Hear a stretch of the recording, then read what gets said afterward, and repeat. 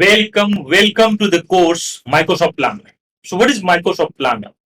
Planner is a task delegation system where you can organize tasks according to your requirement. For example, if you have multiple steps in your task process, for example, to do, then progress, then QA test, and then complete it.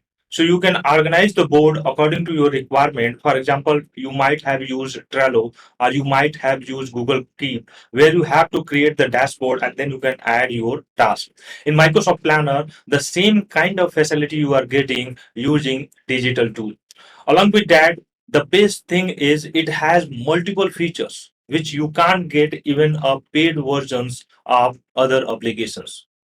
So I will show you how you can organize your task, how you can update, you can add multiple checklists and track progress of your employee using Microsoft Planner. So let's get started.